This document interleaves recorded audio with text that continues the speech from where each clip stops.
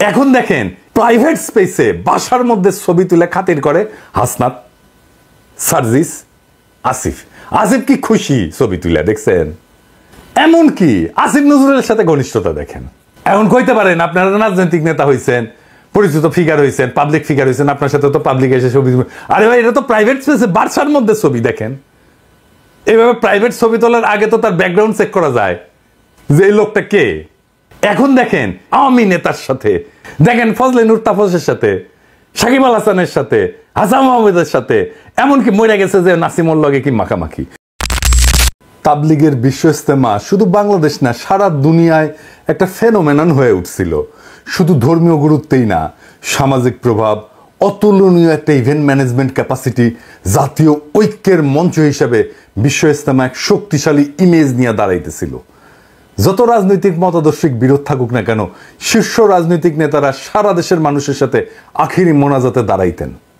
কিন্তু ইসলামোফোব দুনিয়ার ভয় সম্মিলিত মুসলমানরা একসাথে দাঁড়ায় নামাজ পড়লেও ওদের চুলকানি শুরু হয়।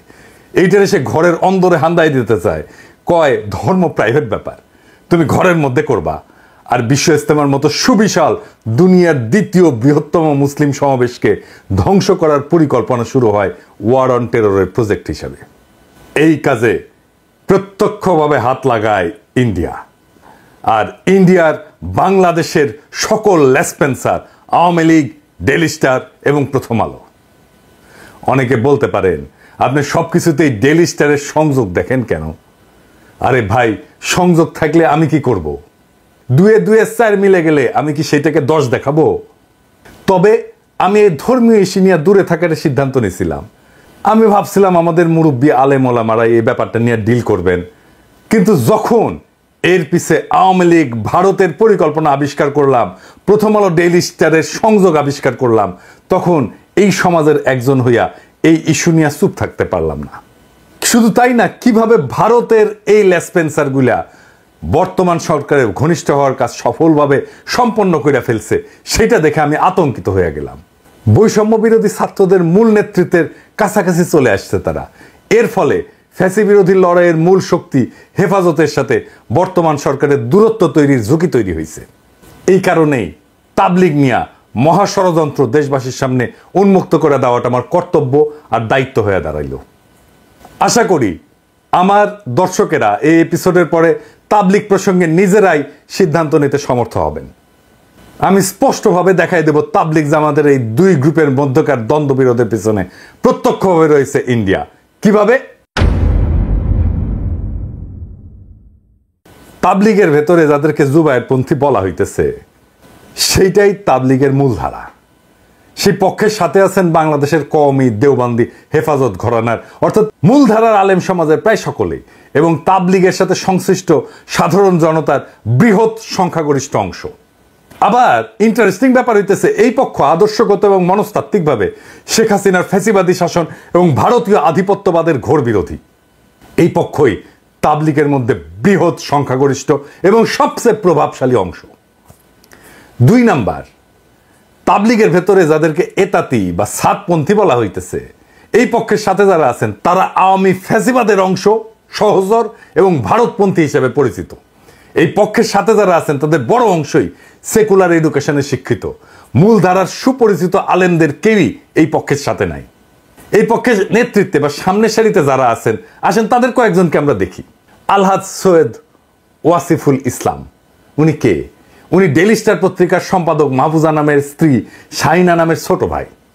উনি হল একজন মুক্তিযোদ্ধা। মানুষ হিসাবে খারাপ না, কিন্তু ওই যে মুক্তিযোদ্ধার ট্রেনিং আছে তো ইন্ডিয়ায়, তাই ইন্ডিয়ার ইন্টারেস্টের পাশে উনি দাঁড়াইছেন। ছবিতে দেখেন তাবলিগের এতাতি গ্রুপের মুরব্বী সৈয়দ ওয়াসিফুল ইসলাম সামনের সারির ডানি বসা, দেখা দেন এডিটর সাহেব। পেছনের সারিতে বসা সৈয়দ ওয়াসিফুল ইসলামের বোন, দিল্লি স্টারের সম্পাদক মাহফুজা নামের স্ত্রী, তার পেছনে দাঁড়ানো মাহফুজা নাম, এবং বাম পাশে এতাতি গ্রুপের অপর নেতা মুফতি ওসামা ইসলাম, পাগড়ি পরা, আর মৌলানা আবু রেজা নদভী, আওয়ামী লীগের এক ভোট ডাকাত এমপি।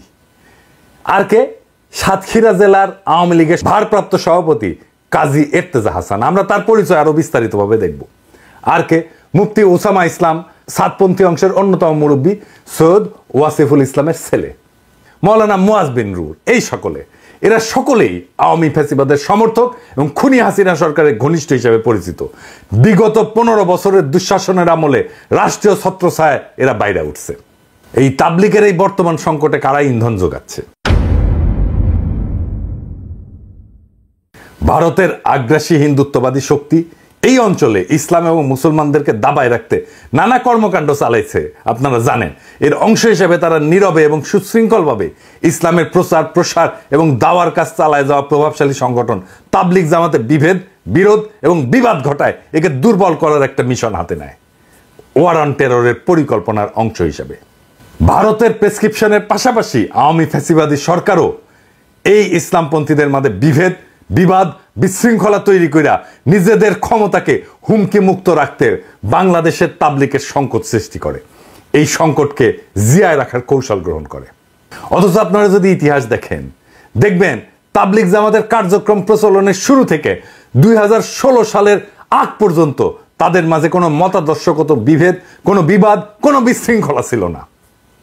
2016 সালের পর থেকে এই বিভেদ শুরু হয় এবং এরপর থেকে ভারতের প্রেসক্রিপশন আর আওয়ামী লীগ তার নিজস্ব শক্তিকে এই বিভেদ তৈরিতে নিযুক্ত করে। আর বর্তমানে ফ্যাসিবাদের পতনের পরে তাবলিগের সংকট আরো গভীর হয়েছে। কেমনে? কারণ এইটা হইতেছে তাবলিগ লীগ। আসেন আমরা তাবলিগ লীগটা দেখি, কারা কারা এই তাবলিগ লীগ। আওয়ামী ফ্যাসিবাদী সরকারের পতনের পর বিচারক লীগ, আনসার লীগ, গার্মেন্টস লীগ, রিক্সা লীগ, ছাত্রলীগ, ইসকন লীগ এগুলোর মাধ্যমে বিপ্লব এবং জন অভ্যুত্থানকে নস্যাৎ করা এবং অন্তর্বর্তী সরকারকে ব্যর্থ করার দেশবিরোধী নানা চক্রান্তের মতোই ভারতের মদতপুষ্ট আওয়ামী ফ্যাসিবাদীরা তাবলিগের এতাতি গোষ্ঠীকে দিয়া একটা বড় গোলযোগের চেষ্টা করতেছে। এই এতাতি গ্রুপ একটা অতি ক্ষুদ্র অংশ, অথচ এদের শক্তিকে ফুলায় ফাপায় বড় করে দেখানোর চেষ্টা করা হয়। মাহফুজা নামের ঘনিষ্ঠ আত্মীয়তা সূত্রে ডেইলি স্টার এবং প্রথম আলো এই সংকটের শুরু থেকেই এতাতিদের পক্ষে নিয়ে তাদের অনুকূলে প্রচুর নিউজ প্রচার করে এবং ইন্ধন যোগায় আসে। এডিটর সাহেব, তাবলিগের এতাতিদের পক্ষে প্রথম আলো লিখা সার্চ দেন তো গুগলে, কার নিউজ আসে দেখেন। আপনি গত কয়েকদিনে প্রথম আলো সংবাদ পরিবেশনের চিত্র দেখলে বুঝবেন এই সার্চ দেওয়ার পরে। আমি আর বিস্তারিত গেলাম না। মজার বিষয় হচ্ছে প্রথম আলো, ডেইলি স্টার, কালের কণ্ঠ, বাংলাদেশ প্রতিদিন, যুগান্তর, কালবেলা এই সমস্ত পত্রিকা আলেম ওলামা ও ইসলামপন্থীদের সংবাদের প্রকাশ বরাবর এড়ায় গেলেও 2017 সালে তাবলিগের চলমান সংকটের শুরু থেকেই এতাতি গ্রুপের পক্ষ নিয়ে নানা ইন্টারেস্টিং নিউজ করে আসতেছে। এখন এই মুহূর্তে তাবলিগের এই দুই গ্রুপের বিভেদ কোন পর্যায়ে আছে, এইটা আমার দর্শকদের একটু জানা থাকা দরকার। আমি যতটুকু অনুসন্ধান করে পাইছি সেটার ভিত্তিতে আমি বলতেছি, আপনারা বাস্তবতার সাথে মিলায় দেখবেন। তাবলিগ জামাতের দুই পক্ষের সার্বিক পরিস্থিতি বর্তমানে যে জায়গায় ঠেকছে, এতে করে এই দুই পক্ষে ঐক্যবদ্ধ করা আর সম্ভবপর না। কারণ এক পক্ষে যারা নেতৃত্বে আছেন তারা হইতেছেন মূলধারার আলেম সমাজ এবং অন্য পক্ষের নেতৃত্বে যারা আছেন তারা হইলেন আওয়ামীপন্থী জেনারেল শিক্ষিত। এই আওয়ামীপন্থী অংশকে নিঃশর্ত সমর্থন যোগাচ্ছে প্রথম আলো, ডেইলি স্টার সহ ভারত বান্ধব মিডিয়া সমূহ। কারণ সাধারণ মুসল্লি এদের সাথে নাই বললেই চলে, এদেরকে জিয়ায় রাখছে প্রথম আলো, ডেইলি স্টার সহ ভারতপন্থী মিডিয়াগুলা। আসেন এবার এই এতাতি নেতা একজন সৈয়দ কাজী ইর্তেজা হাসানকে দেখি। আসেন তার কিছু ছবি দেখি। দেখেছেন হাসিনার সাথে জননেত্রী শেখ হাসিনার ধর্মচিন্তা নামে বইও লিখছে, দেখেছেন? সাতক্ষীরার 2 আসনে আওয়ামী লীগের মনোনয়ন জমা দিতেছে। দেখেন এতাতিদের পৃষ্ঠপোষকতায় অনন্ত জলিলও আছে। অনন্ত জলিল মাঝে মাঝে দেখেন না ধর্ম নিয়ে চিক্কুর পারে, কেন? এই যে এই এতাতিদের সাথে আছে। অনন্ত জলিলের দেখে আবার অনেকে গইলা যায়, কারণ অনন্ত জলিল এই ইর্তেজা হাসান আর মুফতি ওসামা ইসলামের বন্ধু। এতাতি নেতারা আবার সিনেমাও বানায়, দেখেন, দেখেছেন? আবার ওইটা আবার অনন্ত জলিল প্রমোট করে, চমৎকার ডিস্কো হুজুর আর কি। জালিয়াতি আর প্রতারণার অভিযোগে গ্রেপ্তার করা হয়েছিল এই ইর্তেজা হাসানকে। হাসিনাই গ্রেপ্তার করছিল, মানে কত কেন বড় হইলে যার এটা উপেক্ষা করে রাখতে পারে নাই। হাসিনার সাথে নিয়মিত সফরে যাইতো ইর্তেজা, আরব আমিরাতে গেছে, ইন্ডিয়া সফরে গেছে। তার প্রতারণার বিরুদ্ধে ঢাকায় মানববন্ধন পর্যন্ত হয়েছে। দেখেন দেখেন কি কয়, জাতির পিতার রক্ত দিয়া আরো বেশি ঋণী করে গেছেন ইর্তেজা হাসান। এই কাজী ইর্তেজা হাসান আওয়ামী লীগের ধর্ম বিষয়ক উপকমিটির সদস্য। সাতক্ষীরা জেলার আওয়ামী লীগের ভারপ্রাপ্ত সভাপতি হইতেছে এই এরতেজা হাসান। ওর তো এখন জেলে থাকার কথা। আবার প্রথম আলো তারা কেমনে প্রমোট করে দেখেন, জামিন পেয়েছে এটা মামলায়, সেটাও এত বড় নিউজ করেছে। আরে আশ্চর্য ব্যাপার, দেখেছেন কারো জামিন পেলে এত বড় নিউজ করে? না জানি ওই একটা কোন বড় একটা তালে বড়াইসে গেছে। এখন দেখেন প্রাইভেট স্পেসে বাসার মধ্যে ছবি তুলে খাতির করে হাসনাত, সার্জিস, আসিফ। আসিফ কি খুশি ছবি তুলে, দেখছেন? এমন কি আসিফ নজরুলের সাথে ঘনিষ্ঠতা দেখেন। এখন কইতে পারেন আপনারা রাজনৈতিক নেতা হয়েছেন, পরিচিত ফিগার হয়েছেন, পাবলিক ফিগার হয়েছেন, আপনার সাথে তো পাবলিক এসে ছবি। আরে ভাই, এটা তো প্রাইভেট স্পেসে বাসার মধ্যে ছবি। দেখেন এইভাবে প্রাইভেট ছবি তোলার আগে তো তার ব্যাকগ্রাউন্ড চেক করা যায় যে এই লোকটা কে। এখন দেখেন আওয়ামী নেতার সাথে, দেখেন ফজলে নূর তাপসের সাথে, সাকিব আল হাসানের সাথে, হাসান মাহমুদের সাথে, এমনকি মরে গেছে যে নাসিমুল লগে কি মাখামাখি। সুতরাং এই যে বিবাদে যদি দেশ বরণ্য গ্রহণযোগ্য আলেম এবং দায়িত্বশীল বর্গ আগায়ও আসে, এই দুই পক্ষকে ঐক্যবদ্ধ করার উদ্যোগ সফল হবে এটা কখনো আশা করা যায় না।